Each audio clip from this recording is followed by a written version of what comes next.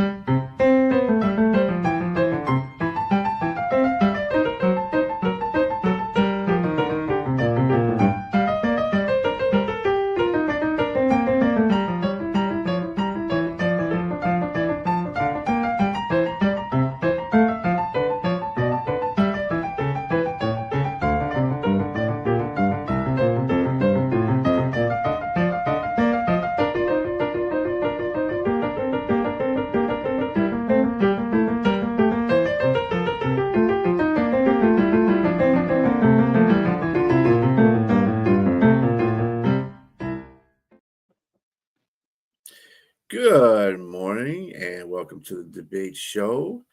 It is November the 8th.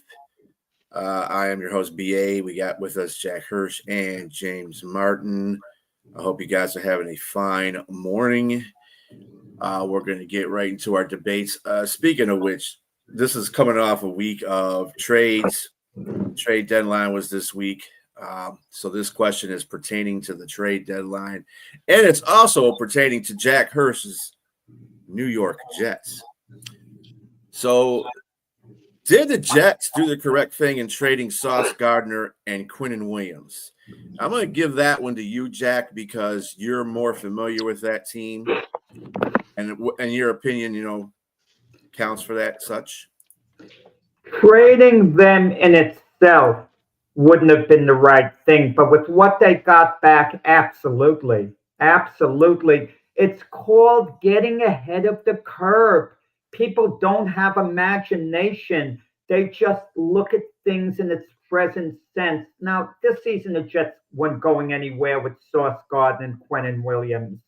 Let's take both players one at a time. Sauce Gardner, in his rookie year, he was sensational. I wouldn't have traded him after 1 year. He was a cornerstone player. He was a great player. He was on track to be one of the all-time great Jets. But in his second year, he was merely good. He didn't have a great year in his second year. This third year, he was having a pretty good year on balance. Okay? But what the Colts had to offer in return, they were offering 2 number 1 draft choices, a receiver, Adonai Mitchell, who was a number 2 draft choice, who was drafted a year ago. So essentially, the Jets got 2 number 1s and a number 2. They got a secondary receiver to now complement Garrett Wilson. They got all this great draft capital, and they got flexibility under the cap because they were paying Sauce Gardner $40 million a year, which was top dollar for a cornerback. He's just a cornerback, $40 a year. Unless you're getting Deion Sanders and Darrelle Revis, you don't pay $40 million a year. Excuse me, 40. Did I say thousand? You said $40 at first. So I'm thinking, like, what year is this? 1918? Yeah. Excuse me. I'm discombobulated. $40 million. Yeah, I can't believe they're paying him $40 million a year. That's why I couldn't say the words. I think $40, 40,000, $40 million a year. I mean, that's insane money. You better. And Sauce Gardner, at the time they traded him, now is considered about the 5th best cornerback in the NFL, approximately by most standards. I'm not going to start going over debating who the 4 are ahead of him. I'm talking about consensus. So look what they got. They got 2 number 1 draft picks. They got a starting wide receiver, Mitchell, a number 2 receiver to complement Garrett Wilson. And they got flexibility under the cap so they can make all these moves. And Sauce Gardner wasn't going to help them this year. No one was going to help the 1-7 Jets this year. This year's lost, basically. We're rebuilding for next year. Quentin Williams, outstanding talent. Last I looked, he didn't have a sack this season. He was really good against the run. He's a heck of a player. Don't get me wrong, a heck of a player. But guess what? His contract was underpaying him a little bit. He had 2 years left on it. There was going to be big trouble on the horizon beginning next year. He was already posting things. He was gently complaining, and they got rid of him basically before it became a major issue. And they got a number 1 draft pick from the Cowboys and a number 2, a number 1 and a number 2.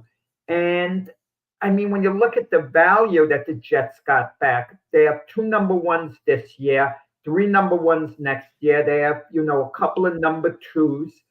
I mean, the Jets are basically stacked for any move that they're going to make. And the Jets really killed it this draft. It's great. There's a lot to look forward to. If the Jets were in contention, maybe you question the deal. But they're not in contention. The year's lost. They lost with Gardner and Williams, and they can lose without them. That's the worst thing that'll happen. Of course, I'm going to question the deal. I hear you saying maybe you question if they're in contention, but even if they're not in contention, you're going to question this deal. Why? Because they have a history of just blowing their first round draft picks. I mean, has they increased their odds of possibly getting somebody of any like substance or quality? Yes, maybe, because they have 2 first round draft picks next year in the second, 2 seconds, and they got 3 first rounds in 2027.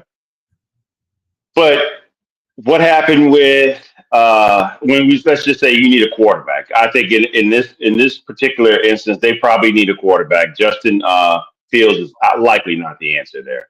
So you're going to need a quarterback. Mendoza, if you get the first pick overall, is Mendoza out of Indiana a good quarterback? I think he is. I think is he worthy of a top first round overall pick? Potentially. I mean, but you also thought that with Sam Darnold when you picked him 3rd overall. 2nd overall, you thought Zach Wilson was the answer. Turns out neither one of these guys were the answer. And I think the issue is those quarterbacks are going on to Zach Wilson's the 2nd stringer. Sam Darnold's an excellent player, but I think the problem is not the player that you're drafting, it's the team and the organization, and the issues are there. So what are you going to do with your management team? What are you going to do with the organization to try to fix this situation? Because ultimately, you're going to bring some good players in and still not win. Because the track record of the Jets organization has shown that they have not won. I mean, since 2010, right? Or when Rex Ryan was there. That was about the last time they had some semblance of greatness there. And after that, that's a long time of not having any really relative success. And so you got all this money and all this capital, but what are you going to do with it? I would have you just paid Sauce Gardner a heap of money, $40 million. You mentioned $40 million. That's what it costs to have somebody in the top 5 at your position. And you know how hard it is to get that kind of guy at that position? It's very hard to find someone who's dominant. And I think Sauce Gardner is in the same ilk as a Patrick Surtain, as a Ward, what's the guy that played for Cleveland? I forgot his first name. Not Javarius Ward, but the other Ward. Denzel Ward. Yeah. Denzel Ward's a great corner. I put Sauce Gardner in that ilk, that same, those are his peers. So that's his level of play. And you send them away because you're 1 and 8?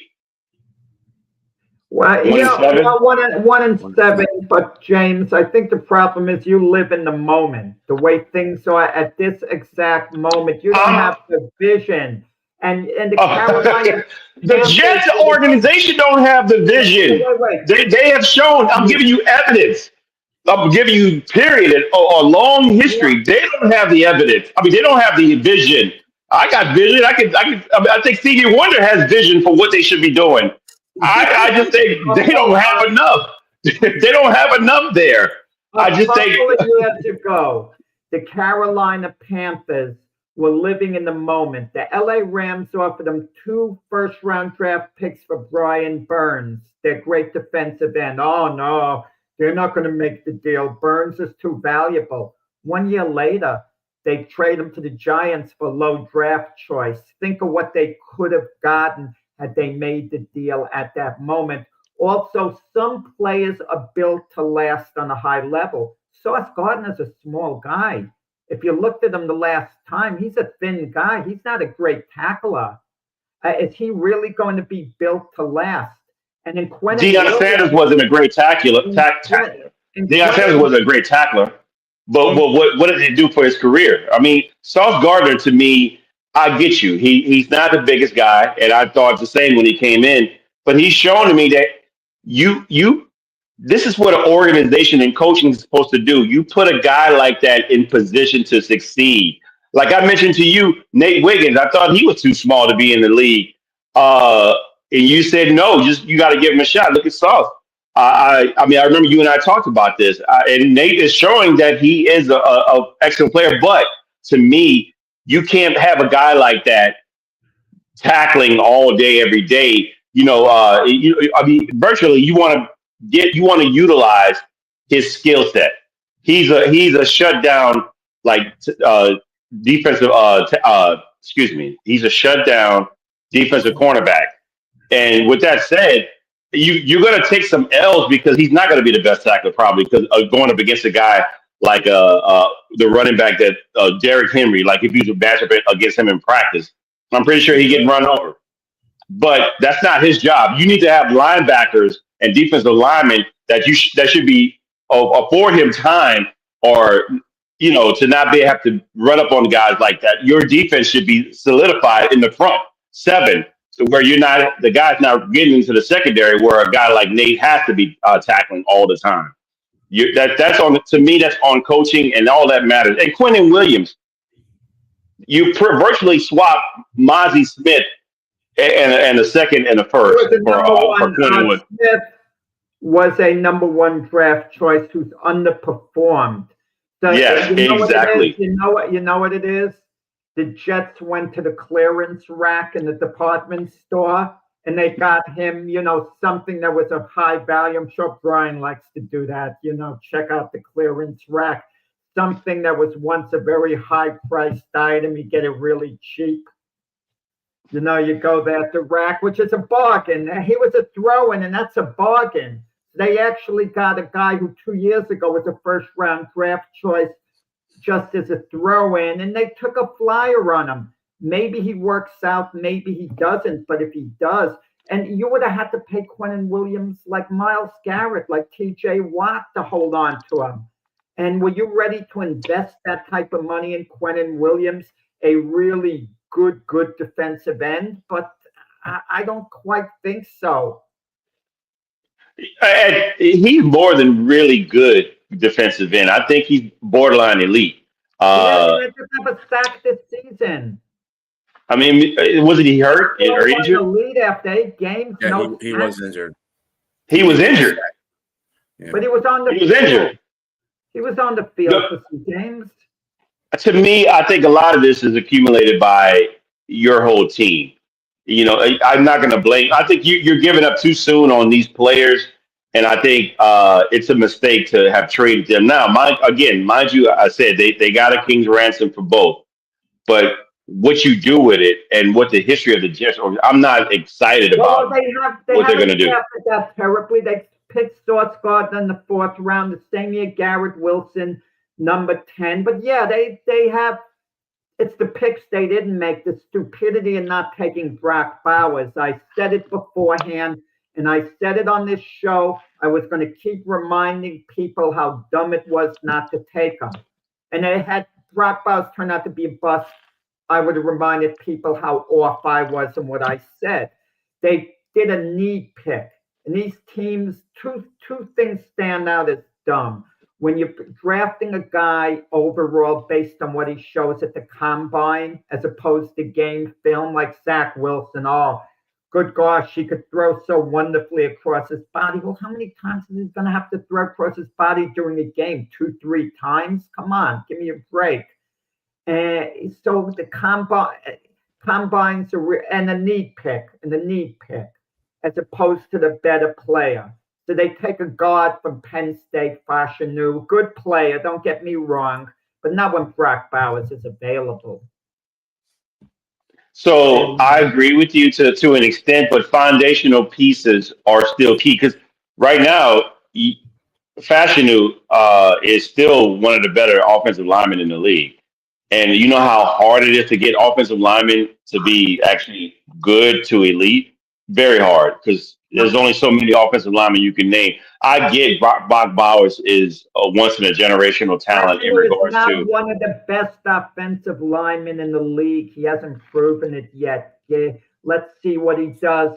But even if Fashanu turns out to be the next Brickashaw Ferguson, I still want Brock Bowers. Brock Bowers, if he doesn't get hurt, is going to the Hall of Fame. Okay, and Fashanu might be a good player. So basically, I want a great tight end, a Hall of Fame tight end over a good offensive lineman. That's basically what it comes down to. I suppose because you can. It's like I'll say this one thing, and I'll let Brian chime in. You still got to be able to throw to the tight end. You still got to be able to get the ball out to him. And I just think your foundational pieces that you just got rid of in Sauce Gardner and Quentin Williams is bringing you backwards. It's not a lateral move. It's not a forward, definitely not a forward move. It's a backwards move. Obviously, you're saying that you're rebuilding, but again, with their history of what they've done, it's still questionable because even though you got a king's ransom for him, what are you going to do with them? And I think a lot of it has to do with coaching and management. So we'll see. I've seen this before. This is the exact same thing the Lions did. Remember, they traded Stafford. And everybody's saying, they had the same opinion of Stafford as you do with Sauce Gardner. Oh, he's not that great of a quarterback, but they got a king's ransom for him too. He turned out to get the Super Bowl the following year when they traded him. So obviously he was worth something. And then they got, they made a series of trades. They got good draft picks. I think the only thing that and I understand where they're going with this. I do. They're doing the same, AG comes from that branch. So he's trying to do the same thing that Detroit did with the Jets. However, the difference being is the general manager. Brad Holmes is pretty good at drafting. Not the greatest person in free agency, but he is very good in drafting. He doesn't hit on everything. No GM does. But I got to see that. I got to have that confidence in the GM for the Jets. I'm not sure that he can draft like Holmes can draft, and that's going to be the issue. The picks are fine. You can get all the picks in the world, and then what are you going to do with the picks? So you want to go out there and get tight ends and wide receivers, but you got to build from the trenches out. Right now, you definitely got to build from the trenches out now that you got rid of Quentin Williams. So you got to add another defensive lineman in there that's going to be impactful, and you're going to have to get some more offensive linemen for whoever quarterback that you have back there.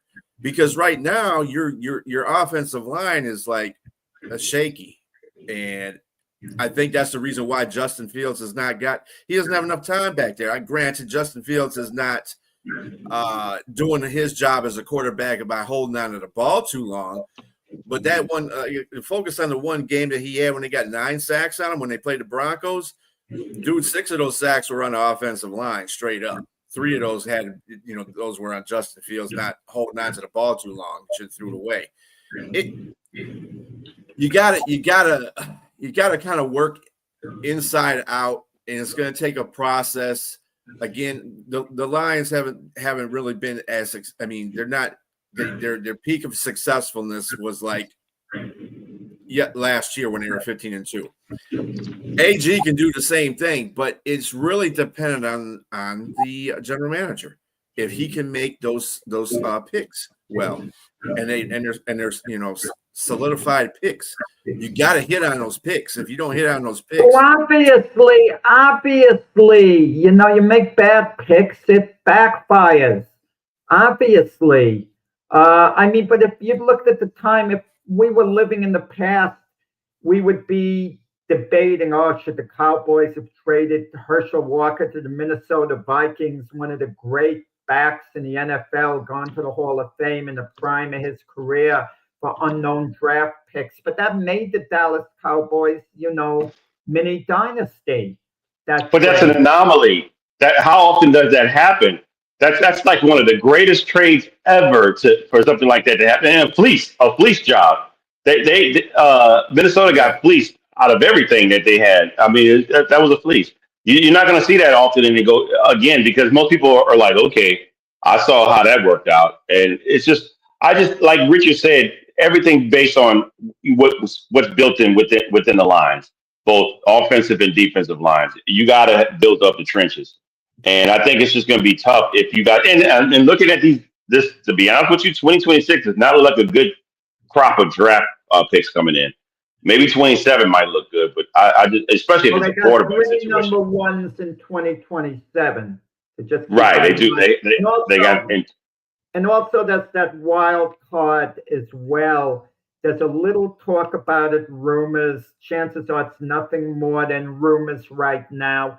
But the Bengals, you never know, might decide to do a makeover. Joe Burrow's been injury prone.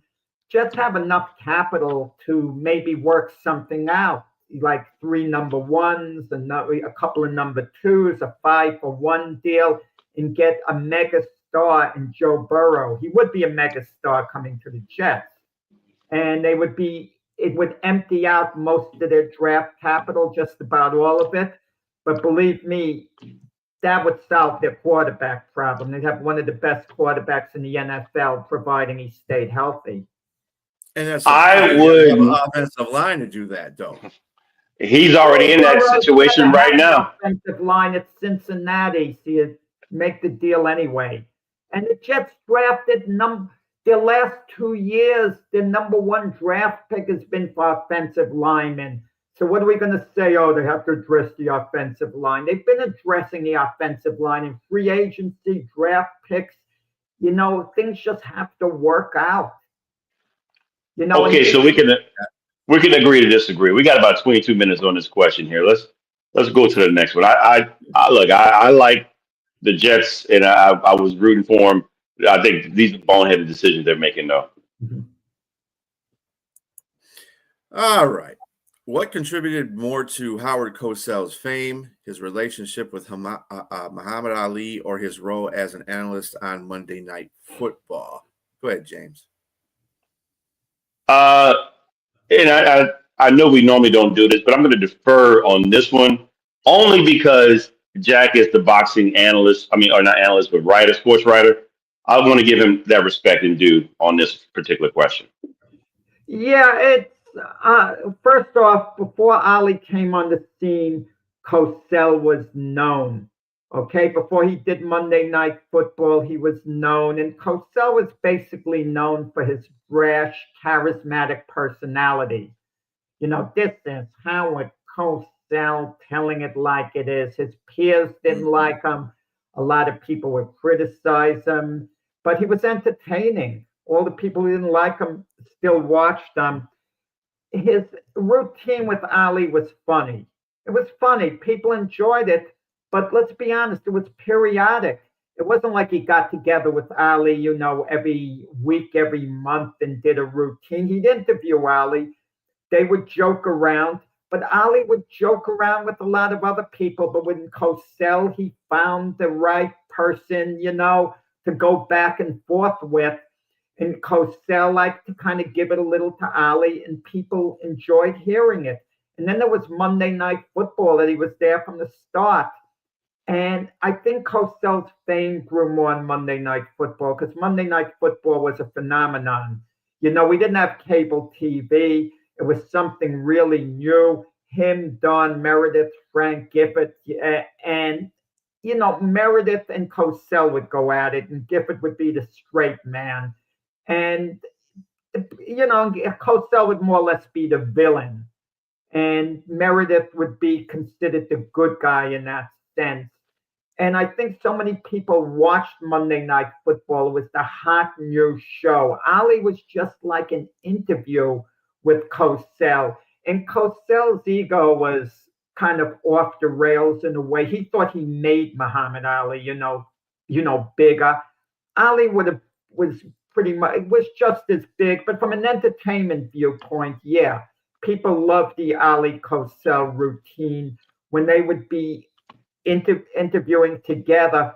It was like watching a great hitter like Aaron Judge at bat, and you have something to do. You wait until the at bat's over, and then you do what you have to do. That type of thing.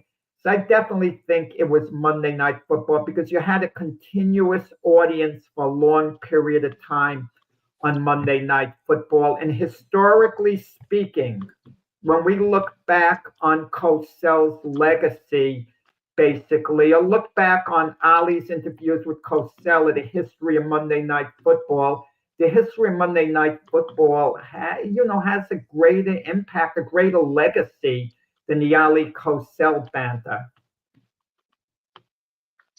So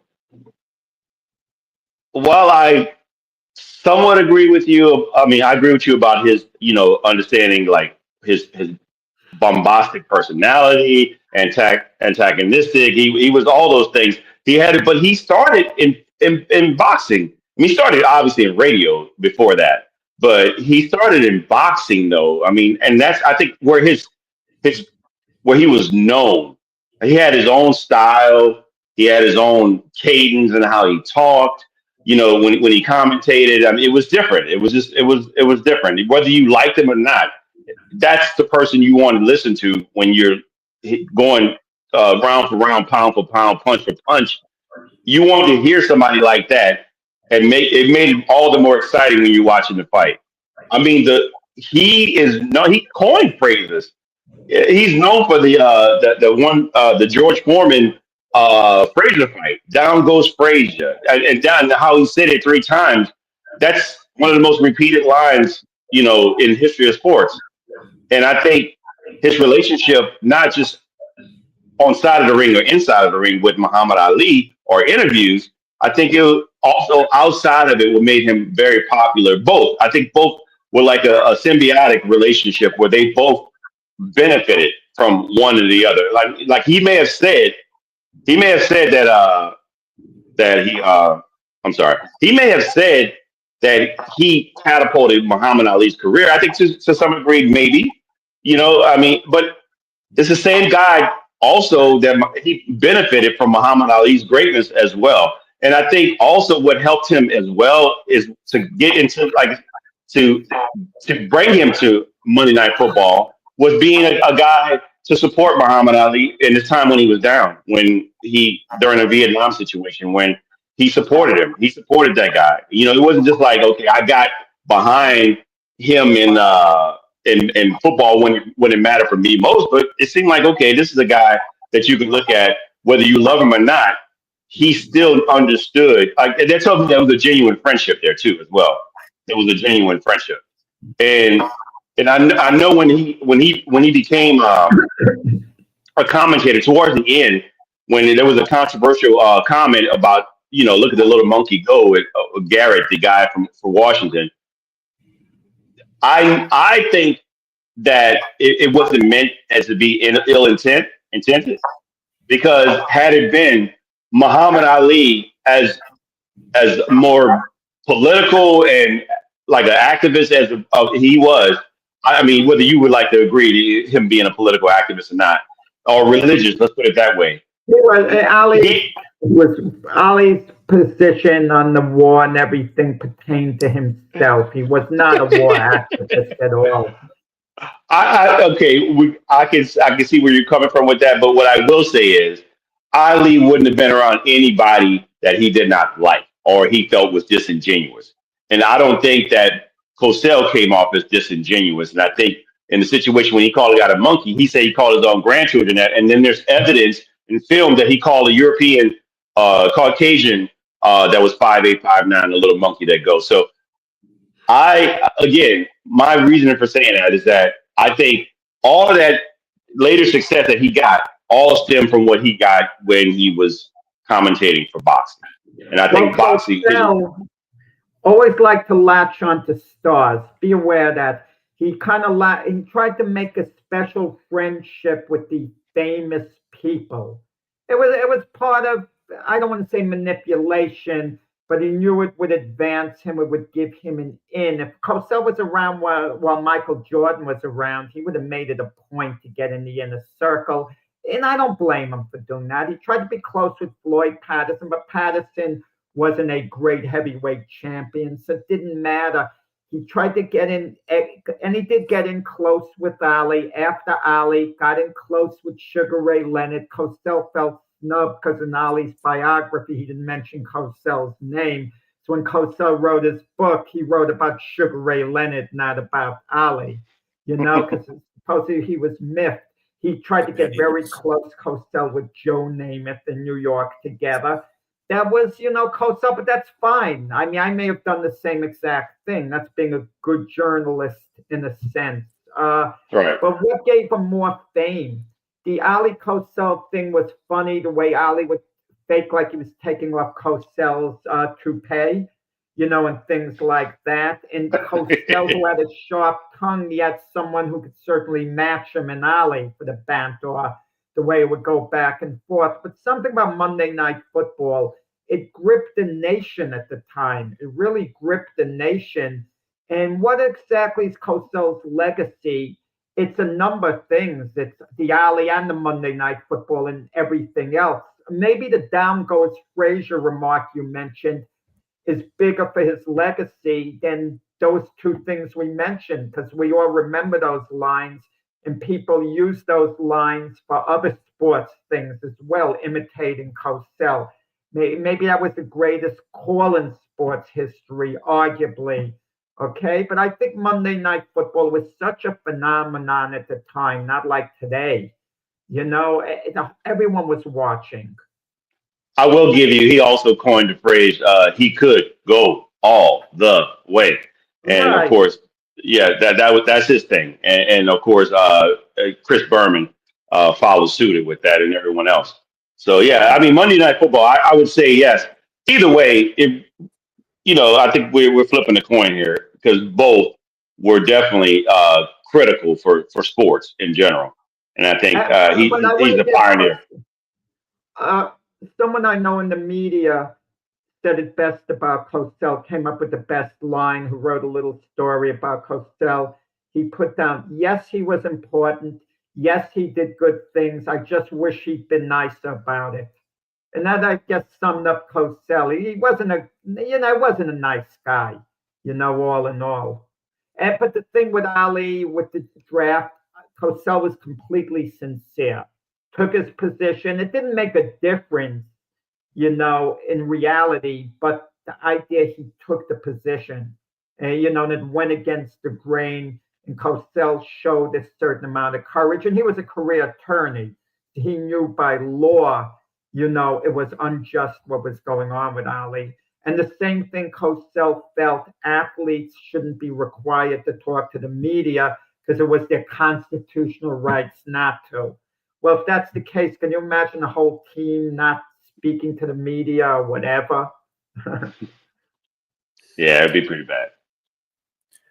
I want to say that Howard Cosell's fame with Muhammad Ali probably led to him getting that job on Monday Night Football.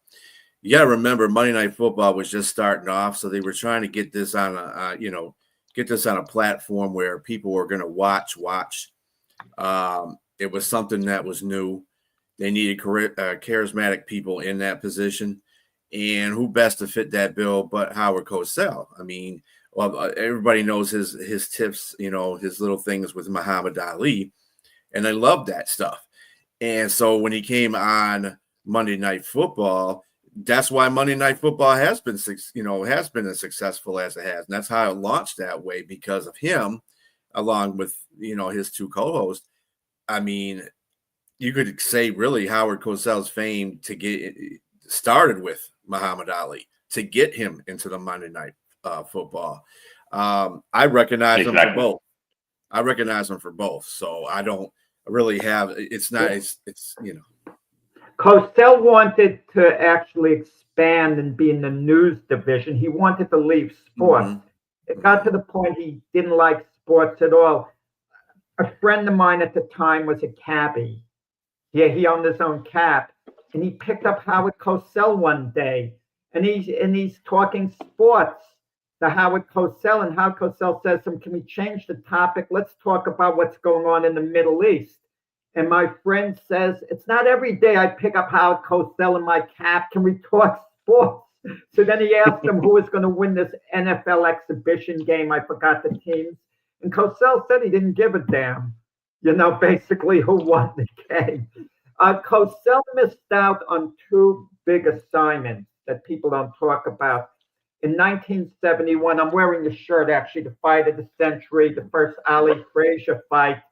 That assignment went to Don Dunphy, who was a traditional boxing announcer. Cosell badly wanted it, and considering his relationship with Ali and everything, that was a blow. He didn't get that.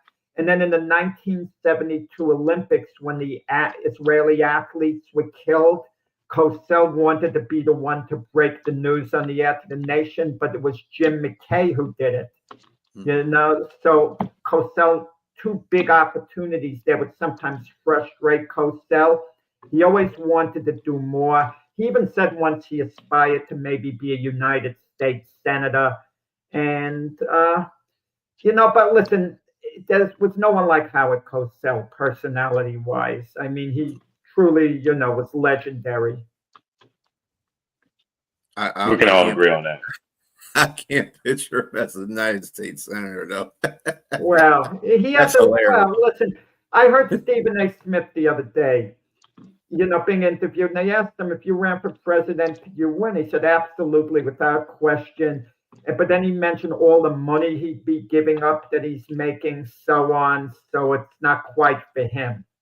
But some people are confident in their personalities and they get the job done. Look, we have a current president, and I'm not talking about his views one way or another. I never go there with that. But essentially, he was a personality before running for president. So it shows you that personalities in the right situation can aspire, to high office or whatever. Stephen A. doesn't want the president's job. You think his hairline is far back now? It'd be to the back of his neck if he took that job. What's interesting? Darryl Strawberry quickly got a pardon yesterday. And what's interesting, Donald Trump was a big Yankee fan. He used to love going to the Yankee games. He was a New Yorker. But you look at what he's done recently. He gave Mariano Rivera, I forgot, some type of medal in the White House. He went golfing with Roger Clemens and asked for Clemens to tweeted twice that Clemens should be in the Hall of Fame. And even though Strawberry is thought of as being a Met, he has 3 World Series rings from the Yankees. So, he kind of, I'm sure, knew Donald Trump during his time as a Yankee. So that's kind of interesting, the Yankee element that comes into it. Clemency for Clemens. Maybe it's coming. Oh, well, Clemens is on the ballot. Roger Clemens is actually on the ballot and got 65% of the vote. Maybe he gets voted in sometime.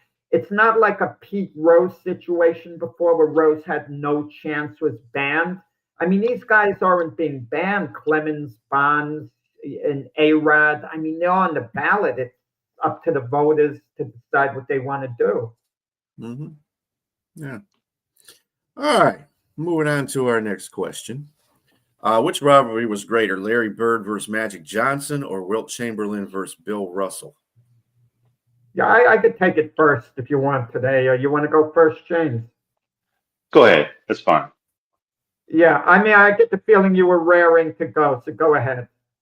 No, that's okay. I don't. Either way, I can go either way. But I just flip a coin. You go ahead. Go ahead.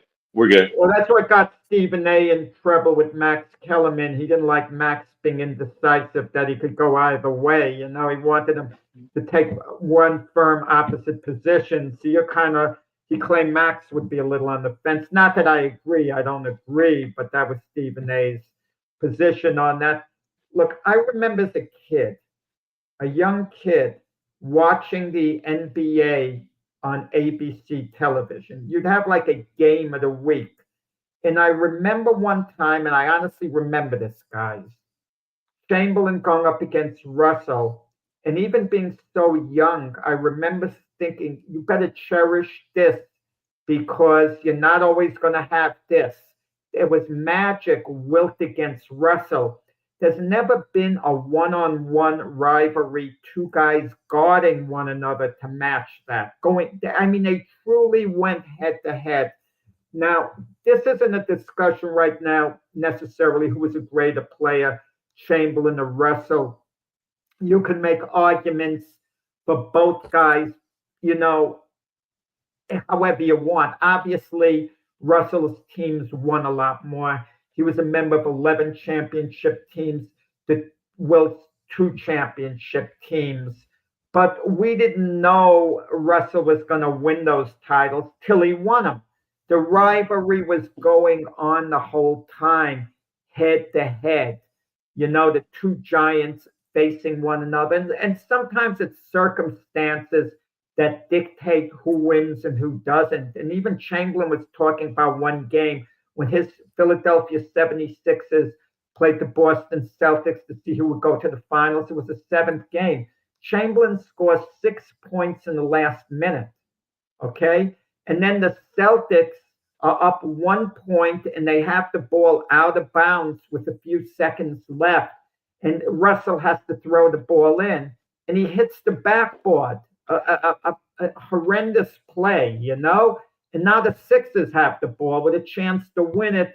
But of course, that's the famous quote by Johnny Most. Havlicek stole the ball. Havlicek stole the ball. So Russell wins again. But in reality, Wilt came up big at the end of the game. But then that'd be times 2 with all of Chamberlain's stats. Russell was the solid guy in the middle. Made the players around him much better. And even Chamberlain says, I don't think the Celtics could have won as much had I been on the Celtics instead of you, which he was probably right. It's a question of style. But head to head, when those two guys would go at it, it would be wow. What a matchup. Russell trying to stop Chamberlain. Russell would always say, I said late on, he put everything he had into a few minutes against Chamberlain, and then he would kind of be exhausted because that would be the only way to contain Chamberlain. And Chamberlain did have a height advantage. No one talks about that. No one. No, but what a rivalry. And lately you got Bird versus Magic Johnson, and all I'm going to say about that is they never really guarded one another. They never really went head to head in the true sense of the word. Their teams went head to head.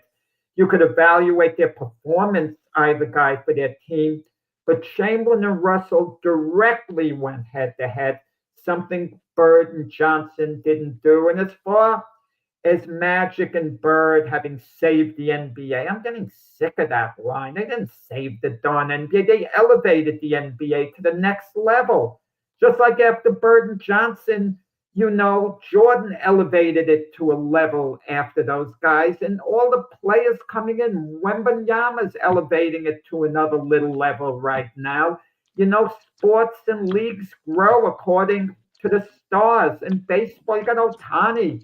He's elevating Major League Baseball with Aaron Judge to an extent, but Wilt Chamberlain and Bill Russell was a true rivalry, and that the two of them were always butting heads directly on the court.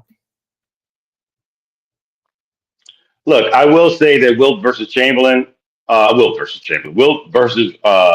Russell, Bill, that I wasn't watching during that time. The highlights that I've seen, they look great. I wish I probably could have been at a game if I was born during that time to have seen those two giants go against each other in those teams, the 76ers versus the the uh, the Celtics, but it was a rivalry, but it was kind of one sided. I mean, like when you speak of team effort. I mean, I get we talking about the players here specifically, but it didn't.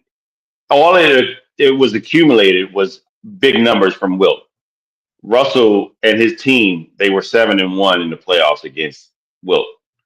That's dominant. So to me, it almost doesn't look like a rivalry. It looks like okay, it's just one sided. It's one you won one game and we won the rest. I get what you're saying about him putting a big tremendous effort at the end of the game and then Havlicek stealing the ball. Again, that's a part of the game. It's a team game. So to me, Bird versus Magic, and maybe I'm partial because I was able to watch those games. I was able to see what happened with that. But at the same time, you say it didn't save the NBA. Kind of did. Their viewership was tremendously down until they came. And these guys not only didn't save the NBA, it helped catapult them into a whole different stratosphere because it spawned added in someone like Isaiah Thomas or Michael Jordan, these guys that became marquee players and their team became marquee that weren't really marquee at all. I mean, the Bulls and Detroit weren't like good at all, before that. And so, but again, the Lakers story championship, Celtics story championship, and they come together. And unfortunately, whether we like it or not, whether we want to hear it or not, black versus white. It was a big deal. People didn't say nothing like that, but it was a big deal. It was tremendous. And the Lakers, obviously, predominantly black, the Celtics, predominantly white.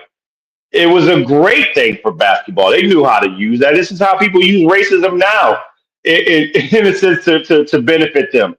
I just think, excuse me, it brought a lot back to basketball. It brought competitiveness, and you had two great players. Like you said, they may not have guarded each other, but they were marquee names that led their teams to championships.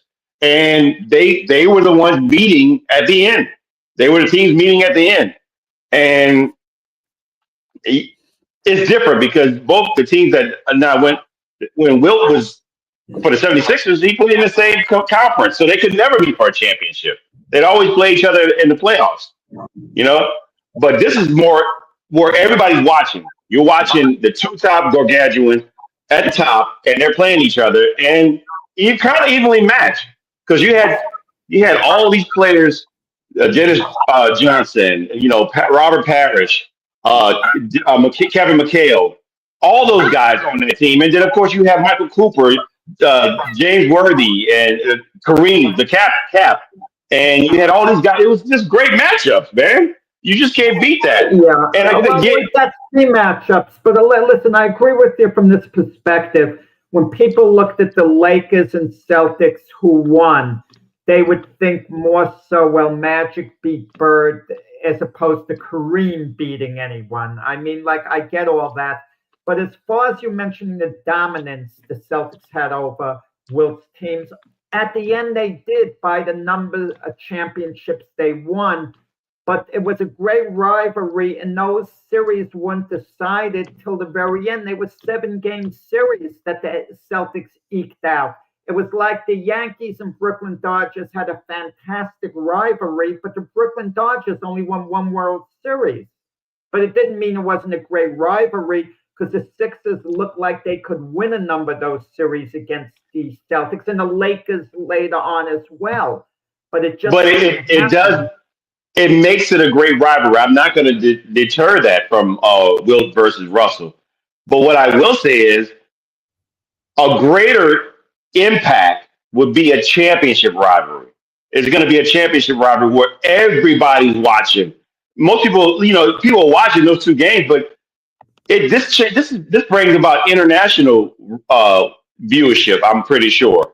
When you have a Bird versus, their tennis shoes, marketability, everything changed with those two players. They played in college. They played in the championship against each other in college. Indiana versus Michigan State. That they started there. That meant that, and then to bring that on to the NBA and go on and have the same type of success. But we never had, James, we never had the arguments with Bird and Magic who was better, the same way we have the arguments LeBron and Jordan. For whatever reason, people didn't argue exactly who was better than who, because partly it went along racial lines. White fans would lean towards Bird, black fans would lean towards Magic. So there weren't that objective debates in that sense. I remember talking to a coworker of mine who was black. We loved talking basketball, and he didn't like Larry Bird. He didn't think he was that good. And I'm saying, what do you mean he's not that good? And then Kurt Rambis's name comes up, and he goes, now there's a player. He's praising Kurt Rambis, not Larry Bird, okay? Yeah, that's terrible. It went along racial lines. That's beyond. And even now, we keep hearing all these Larry Bird stories from the former black players. God, come on, why not Magic Johnson stories? Why not more Michael Jordan or whoever else? I mean, they push Bird on us now like he's the only guy we hear these compelling stories about. It's like makeup time in a sense. Well, because people, let's just say it was taboo. If you were a black star, you didn't want to give credit to a white guy playing a superstar, playing. But to be honest, when he went to go play off, I read stories and I heard stories when he went to go play like rec ball league, or he didn't play against white guys. He'd go where all the black players were, and he would definitely, talk trash too. And that's another thing they said. Bird was a tremendous trash talker, and not only did he talk it, he backed it up. He'd tell you, "You're going to need a couple more guys to come stick me," to be on me. That's what you want. But in that sense, he was definitely a great proponent of the resurrection of the NBA with Magic Johnson. And I think, and again, these guys were friends too. And like those other guys, those guys were friends too. They had a great respect for each other, in Wilt and Bill. But I think these guys as well. But I'd have to give an edge only because of the championship component, not versus the playoff and conference component. I want to turn it over to Brian, but I also want Brian, there'll be time for him to make a comment on Bird hating Bill Laimbeer's guts because he felt Bill Laimbeer deliberately tried to injure him, unlike Rick Mahorn, the others. Bird gets along with Isaiah Thomas. He never had a problem with Isaiah Thomas, despite the remark Thomas made. I'll defend Thomas on that remark. I actually think he took a bit of a bad knock, believe it or not. But that's another issue. But I'm going to want you to make a comment after you're done, summarizing this about Bill Laimbeer and Larry Bird. First of all, nobody likes Bill Laimbeer. Well, the Piston fans like him. Piston fans like him. Come on. Well, of course, because he played for the Pistons. But outside of that fact, you got to be a realization that he was Bill Laimbeer. That dude was just, he mixed it up with anybody. He didn't even care. Did he try to hurt Larry Bird deliberately? He tried to hurt everybody. He tried to hurt Michael Jordan. And Michael Jordan got clothesline going down the lane one time. Clothesline. I'm not talking about just push. He got clotheslined. So Bill Laimbeer did that.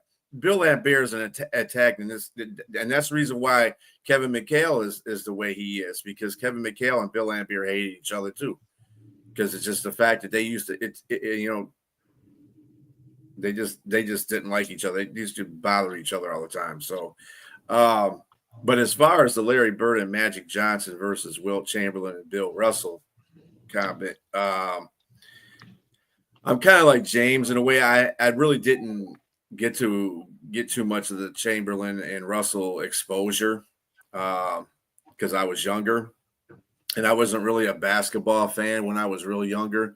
I was like more of a football fan, but I did watch Larry Bird and Magic Johnson a lot because of the fact that it was the East Coast versus the West Coast. You had your black versus white thing going on. Both players were tremendous. They played in college. They played in the championship against each other. I mean, you couldn't set any of that up more perfectly than when it was. It was like a storybook, rivalry. And you had to appreciate that too, me and being as a Pistons fan, because really, like Isaiah said, in the prime, the Pistons beat all them teams in their prime, and beat the Lakers, beat the Celtics, and beat the Bulls. And that's something the Pistons got to hang their hat on. But Larry Bird and Magic Johnson, they were awesome. When you see them playing in championships, and you see them playing even in regular season, it was a game to watch, even in the regular season. And there's not too many games in the regular, like right now. I mean, what games are you more interested in the NBA during the regular season? Not too many, but because you don't have any marquee players. There's such parity in the NBA now. It's not. Yeah, you're right. Wembanyama, he went against Giannis, perhaps something like that. But last night, you guys are missing out. Last night, the Spurs versus Houston, great game. Great game. Yeah. Yeah. Mm-hmm. Yeah. And those are again in the 80s and early 90s. I think it was about and players stay with their teams for a long period of time. There was no going to this team and going to that team and going to that team every 2 years. Magic Johnson was a staple of the Lakers, even though they had Kareem. And Kareem, I thought, was the better basketball player all around anyway. But nobody recognized that. They recognized Magic Johnson and Larry Bird on the Celtics. I mean, dude, it's just like Jordan being on the Bulls and Isaiah being on the Pistons. And those were staples in that time of basketball. And it was really great to watch basketball in that time because you had those staples. You don't have those staples now. You have team staples, this team versus this team, but you don't have a player associated with that team because they don't stay with this team that too much as they used to. So, I mean, I like Larry Bird and the Magic Johnson one. Like I said, I can't really speak too much on the Will. Well, it's more stylish. Bird and Johnson did more on the court. Mm-hmm. I mean, Chamberlain and Russell had, a down low game, basically. You wouldn't see them taking jump shots and doing the things taken today. They were true centers. Today, you don't really have true centers. When you ask who's the best centers in the game, you think of Jokic, and how many more do you actually think of beyond him who you could call elite, who are strictly centers? I mean, I don't even look at Steph Curry as being a point guard position because he's such a great shooter. And you don't think of point guards as being primarily shooters, and that's what he primarily is. So the game has changed somewhat, a lot. In that sense. Yeah.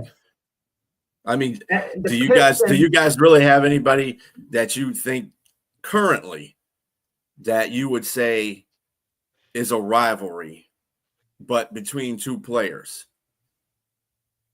right now? That will match up same position, you mean? Yeah. I can't think of one way I'd be excited one's going against the other. Look, if last night, for example, Wemby's playing with Durant on opposite sides, but that's more entertainment. It's not like a one-on-one rivalry. One quick word about the Pistons. They didn't really beat all these other teams in their prime. When they finally beat the Celtics were kind of a little past their peak at that point. But I will say this, had the Pistons not got hosed on that call on Lambeer and won Game 6, and won the championship that year, the Lakers repeated, that would have been 3 championships in a row for the Pistons. We would be looking at the Pistons as one of the all-time great teams then. So I think the Pistons, in a certain sense, got cheated in their place of history just a bit, even though they won back-to-back titles after that. Yeah, I don't know about LeBron and Steph. I mean, it was more the teams. It was more Golden State versus Heat. And Cleveland. I mean, I don't know. I think that, well, actually, if you think about it, if Isaiah didn't throw that stupid pass at the end, they could have been in 4 championships because they could have beat Well, the that's the Celtics point. that won. And had that happened, how would we have been looking at them? I mean, imagine the Pistons had won 4 in a row. You could make an argument, outside of the Boston Celtics who won 8 in a row. You could argue that that would have been the greatest team of all time, arguably, had they won 4 in a row. Mm-hmm. Well, folks, that concludes this show for today. Again, join us tomorrow morning. Same 3 of us plus Keith Engel on the Big Football Show. We're talking college and pro football. And join Jack and Keith on Monday morning at 8 o'clock a.m. for the weekend playbook. And then, of course, at 7 o'clock p.m. on Monday, it is Jack and Frank doing the gloved fist for boxing. So join us on those shows. Everybody have a great weekend. We will see you soon.